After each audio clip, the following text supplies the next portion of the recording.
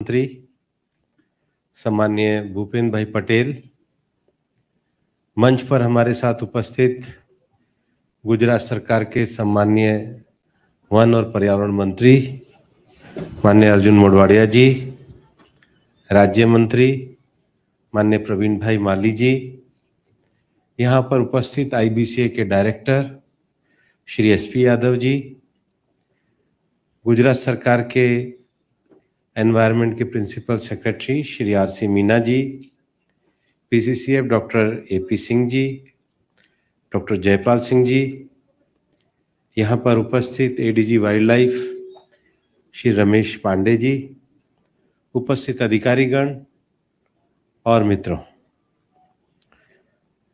हमारे लिए एक बड़ा ही सौभाग्य का अवसर है कि हम लोग आईबीसीए के स्पेशली जो लॉ एंड कंजर्वेशन को लेकर के जो प्री प्रोग्राम कर रहे हैं वो गुजरात की गिर की उस धरती पे कर रहे हैं जो आज दुनिया में कंजर्वेशन का एक बहुत सफल मॉडल हमारे सामने उपस्थित रखते हैं।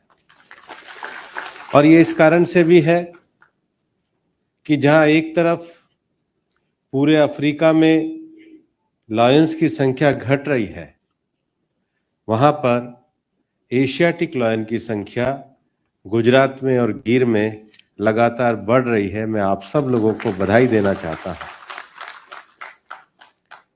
पिछले 3 मार्च को नेशनल वाइल्ड लाइफ बोर्ड की जब मीटिंग हुई थी, माननीय प्रधानमंत्री जी के नेतृत्व में हम लोगों ने निर्णय लिए थे। उसमें एक निर्णय हमने लायन की गणना के कार्य को पूर्ण करने का भी लिया था और उसको पूर्ण करके हम दुनिया में ये स्थापित कर पाए हैं कि गुजरात लायन कंजर्वेशन में दुनिया का एक लीडरशिप वाली जगह बनी। दूसरा एक निर्णय उस समय हम लोगों ने लिया था कि गिर शासन के क्षेत्र में जो लायन की संख्या बढ़ गई है उसके लिए नया स्थान भी चिन्हित करा जाए। उनका नेचुरल डिस्पर्स बरड़ा में हुआ है और अभी माननीय अर्जुन भाई बता भी रहे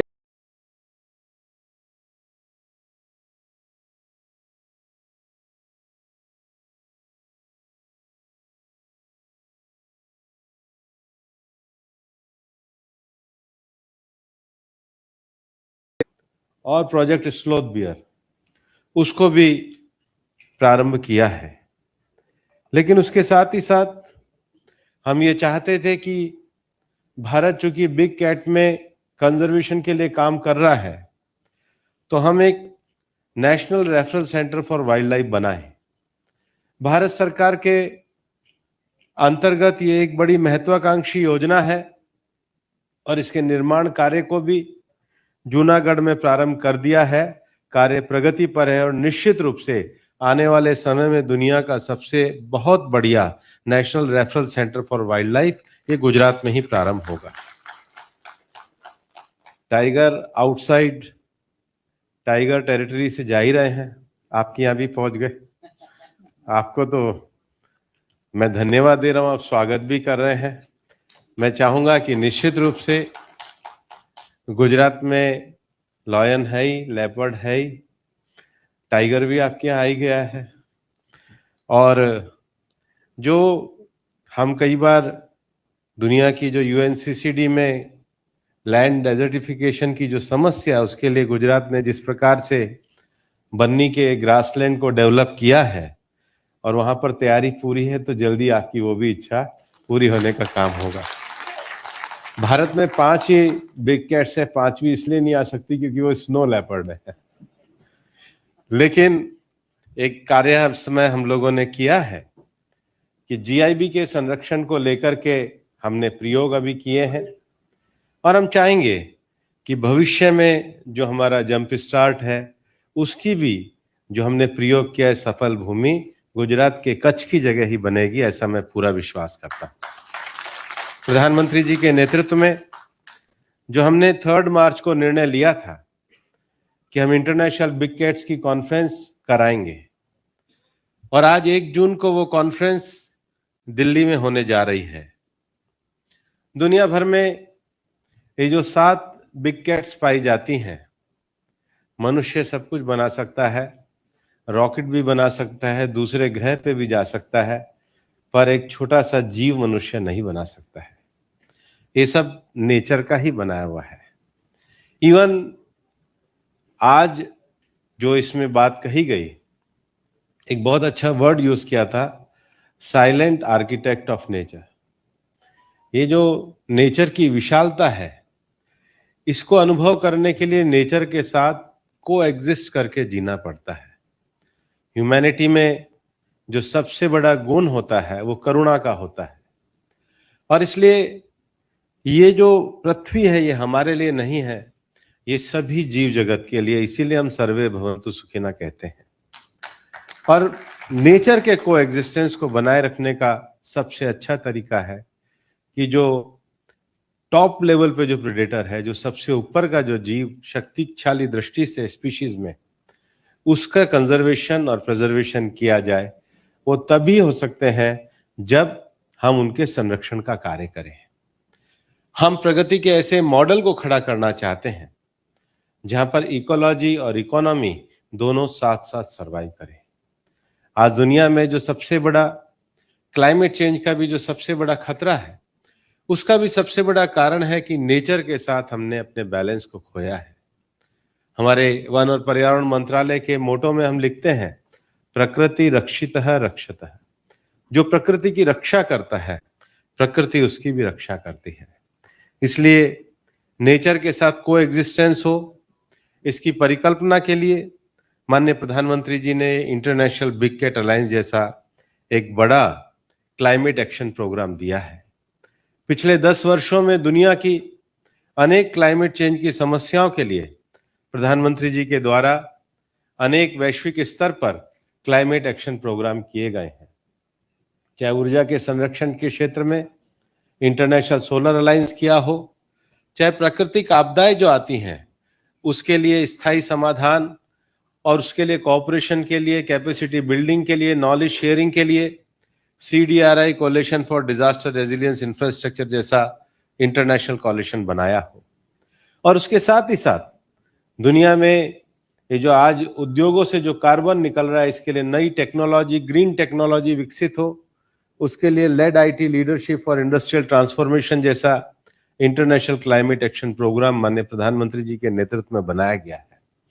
और उसी श्रृंखला में जब हमने टाइगर कंजर्वेशन के 50 साल पूरे किए, तो माननीय प्रधानमंत्री जी ने परिकल्पना दी कि दुनिया के जो ग्लोबल साउथ के कंट्रीज हैं, दुनिया में बायोडायवर्सिटी कंजर्वेशन को करने के लिए एक हम दुनिया का ये एक्शन प्रोग्राम बनाएंगे। और आज उनके नेतृत्व में इंटरनेशनल बिग कैट कॉन्फ्रेंस 1 जून को दिल्ली में होने जा रही है, और 2 और 3 जून को इसके टेक्निकल कार्यक्रम भी होने वाले हैं। चाहे इसमें टेक्नोलॉजी के उपयोग का विषय हो, चाहे ग्रीन जॉब और ग्रीन ग्रोथ के विकास का विषय हो, चाहे इकोलॉजिकल बैलेंस को बनाने का विषय हो, चाहे बायोडायवर्सिटी कंजर्वेशन का विषय हो, दुनिया भर के एकेडमिक्स लोग, साइंटिस्ट लोग, कंजर्वेशन करने वाले लोग, और सबसे बड़ी बात जो गिर का उदाहरण हम दुनिया के सामने रखते हैं कि हमने कंजर्वेशन, स्पीशीज कंजर्वेशन का ध्यान इसलिए दिया है जब हमने कम्युनिटी इन्वॉल्वमेंट भी किया है। और आज जो गिर का सिंह राजा है वो गिर का नहीं है, वो सौराष्ट्र के रहने वाली और गुजरात के रहने वाली हर जनता के सम्मान का प्रतीक। पर्यावरण मंत्री श्री भूपेंद्र यादव जी, मारा साथी मंत्री श्री अर्जुन भाई मोढवाडिया, श्री प्रवीण भाई माળી, इंटरनेशनल बिग कैट एलायंस ना director general Shri SP Yadav, one અને पर्यावरण विभागના अग्र सचिव श्री RC मीना, गुजरात वन विकास निगम लिमिटेड ना managing director doctor AP Singh, अग्र मुख्य वन रक्षक डॉक्टर जयपाल सिंह, अग्र मुख्य वन रक्षक Shri BP Pati, wild life additional director general Shri Ramesh Pandey, आमंत्रित सर्वे महानुभाव, प्रेस मीडिया ना मित्रों, सौने मारा नमस्कार। विश्व नेता અને યશસ્વી વડાપ્રધાન શ્રી નરેન્દ્રભાઈ મોદી હંમેશા એન્વાયરમેન્ટ ફ્રેન્ડલી અભિગમ રાખ્યો છે। પૃથ્વી પરના સૌ જીવો માટે વસુદેવ કુટુંબકમના ભાવ રાખવા સાથે live and let others live, જીવો અને જીવવા દો સાથે જીવાણોની સંસ્કૃતિ તેમણે વિકસાવી છે અને મિશન લાઈફનો વિચાર પણ તેમણે આપ્યો છે. આદરણીય શ્રી મોદી સાહેબે સંસ્કૃતિને ગ્લોબલ વિઝન આપવા 2023 થી ઇન્ટરનેશનલ બિગ કેટ એલાયન્સની શરૂઆત કરાવી છે. વિશ્વના દેશોમાં વાઘ, સિંહ, દીપડા, ચિત્તા સહિત 7 મુખ્ય બિગ કેટના સંવર્ધન, સંરક્ષણ અને ખાસ તો લુપ્ત થતી પ્રજાતિઓને બચાવવાનું માધ્યમ આ આયોજન બન્યું છે. વડાપ્રધાનશ્રીની વિઝનરી લીડરશિપમાં આગામી જૂન મહિનામાં Bharat international big cat alliance summit 2026 ની યજમાની કરવાનું છે. આ સમિટની પહેલી પ્રી ઇવેન્ટ દેશના વિવિધ રાજ્યોમાં ભારત સરકારના વન, પર્યાવરણ અને ક્લાઇમેટ ચેન્જ મંત્રાલય દ્વારા યોજાવાની છે. આ પ્રી ઇવેન્ટની પહેલી કડી આજે એશિયાટિક લાઇનની ભૂમિ સાસણ ગીરમાં યોજાઈ રહી છે. તે આપણા સૌ માટે ગૌરવની વાત છે. હું સ્પષ્ટપણે માનું છું કે બિગ કેટના સંવર્ધન માટેના વડાપ્રધાન શ્રી નરેન્દ્રભાઈના વિઝનને સમજવા માટે સાસણ ગીરથી વધારે ઉત્તમ સ્થળ બીજું કોઈ હોઈ જ ન શકે. વડાપ્રધાન શ્રી નરેન્દ્રભાઈએ ગુજરાતના મુખ્યમંત્રી તરીકે ગીર સેન્ચ્યુરી અને સિંહોના જતન માટે જે પગલાં લીધા છે તેના અનુભવ પરથી જ દેશભરમાં બિગ કેટના સંવર્ધનને વેગ મળ્યો છે. તેમના નેતૃત્વમાં દેશભરમાં વાઘની વસ્તી વધી છે. આપણે કુનો નેશનલ પાર્કના ચિત્તાને વસાવી શક્યા છીએ. વડાપ્રધાનશ્રીના વિઝન અને વન વિભાગની પ્રોએક્ટિવ પ્રેક્ટિસિસને લીધે ગીરમાં પણ સિંહોની વસ્તી વધી છે. દેશની આ સફળ સંવર્ધન ગાથા હવે વૈશ્વિક બની છે અને વિશ્વના દેશોને આપણે આપણી બેસ્ટ પ્રેક્ટિસથી માર્ગદર્શન આપવા સક્ષમ બન્યા છે. તે માટે જૂન મહિનામાં દિલ્હીમાં યોજાનાર સમિટ ઉપયુક્ત બનશે. શ્રી મોદી સાહેબે ગુજરાતમાં સિંહોના સંવર્ધન માટે ખૂબ સુંદર વિઝન આપ્યું છે. તેઓ હંમેશા કહે છે જ્યારે ઇકોલોજી અને લોકલ ઇમોશન સાથે જોડાય અને લોકલ ઇકોનોમીને વેગ મળે ત્યારે જ પર્યાવરણની જાળવણી શક્ય બને. સાસણ ગીરના લોકોનું સિંહ સાથેનું સહજીવન અને ગીરમાં પર્યાવરણની જાળવણી સાથે પર્યટનનો વિકાસ આ બે બાબતોના સમન્વયનું જીવતું જાગતું ઉદાહરણ છે. સિંહ એ ગુજરાતની વિરાસત છે. ગુજરાતની સાંસ્કૃતિક સાહિત્ય વિરાસતમાં પણ ગીરના સાવજને લઈને અનેક રચનાઓ થઈ છે. તાજેતરમાં વડાપ્રધાન શ્રી સોરઠની ભૂમિ પરથી સોમનાથ સ્વાભિમાન પર્વ અને સોમનાથ મંદિરના પુનઃનિર્માણના અમૃત પર્વની સાંસ્કૃતિક અને આધ્યાત્મિક વિરાસત વિશ્વ સમક્ષ પુનઃ ઉજાગર કરી છે. શ્રી મોદી સાહેબે વિરાસત બી વિકાસ બીનો જે મંત્ર આપ્યો છે તે તેમણે સિંહોના જતન, સંવર્ધન અને સંરક્ષણના સફળ પ્રયાસોથી સાકાર કર્યો છે. વનરાજના વૈભવની આ વિરાસત જળવાઈ રહે, સાથોસાથ વન્યજીવ સૃષ્ટિનો પણ વિકાસ થતો અને ભવિષ્યમાં પણ સતત વધતો રહે તે માટે આદરણીય શ્રી મોદી, નરેન્દ્રભાઈ મોદી પ્રોજેક્ટ લાયન શરૂ કરાવ્યો છે. આશરે 2000 કરોડ રૂપિયાના આ પ્રોજેક્ટ અંતર્ગત સિંહો માટે બ્રીડિંગ સેન્ટર, આઇસોલેશન સેન્ટર, સારવાર કેન્દ્રનું upgradation, CCTV, radio collar, drone વગેરે સુવિધાઓ આપણે સુદૃઢ કરી રહ્યા છીએ. રાજ્ય સરકારે સિંહ સંરક્ષણને પ્રાથમિકતા આપી જુદી જુદી યોજનાઓ અને પ્રોજેક્ટ દ્વારા લાયન કન્ઝર્વેશન પ્રોજેક્ટ્સના અસરકારક પગલાં લીધા છે. ગીરના સિંહો માટે પુનર્વસન કેન્દ્ર પણ શરૂ કરાવ્યું છે. આવા પગલાઓ અને વન વિભાગના પ્રયાસો તથા લોકોની ભાગીદારીથી સિંહની વસ્તીમાં ઉત્તરોત્તર વધારો થયો છે. 1990માં સિંહની સંખ્યા 284 હતી, તે આજે વધીને 891 જેટલી થઈ છે. સિંહના વિચરણનો વિસ્તાર પાછલા અઢી દાયકામાં 3 જિલ્લાથી વધીને 11 જિલ્લા સુધી વિસ્તર્યો છે. અમરેલીના અંબરડીના અભયારણ્ય વિકસાવવામાં આવી રહ્યું છે. 143 વર્ષ બાદ બરડા પંથકમાં સિંહનું કુદરતી રીતે આગમન થયું છે અને આ ક્ષેત્રમાં સિંહના સંવર્ધન માટે રાજ્ય સરકાર અથાગ પ્રયાસો કરી રહી છે. સરકારના પ્રયાસોથી બરડા અભયારણ્ય એશિયાટિક સિંહનું નવું રહેઠાણ બન્યું છે અને હાલ જેમ હમણાં મંત્રીશ્રી કહેતા હતા એ પ્રમાણે 24 જેટલા એશિયાટિક સિંહો નિવાસ કરે છે. ગુજરાતમાં સિંહને જંગલમાં મુક્તપણે વિહરતા જોવા માટે વિશ્વભરના પ્રવાસીઓ ગીરમાં આવે છે. એના પરિણામે સ્થાનિક રોજગારીની તકો વધી છે અને ટુરિઝમને પણ વેગ મળ્યો છે. વડાપ્રધાનશ્રીના આ વિઝન અને બેસ્ટ પ્રેક્ટિસ પર ગ્લોબલી કામ થાય તો આપણે બિગ કેટના સંવર્ધન અને જતનમાં સફળ થઈ. वन एंड पर्यावरण मंत्री कुशल प्रशासक भूपेंद्र यादव जी, मेरे ऊर्जावान साथी राज्य कक्षा के मंत्री प्रवीण भाई माली, उपस्थित सभी अधिकारीगण, उपस्थित सभी भाई और बहनों, हमारा देश का एक सद्भाग्य है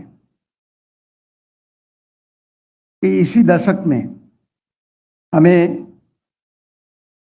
नरेंद्र मोदी जैसे प्रधानमंत्री मिले और देश को जो फर्स्ट गियर में चल रहा था वो 5th गियर टॉप स्पीड में लाकर दुनिया की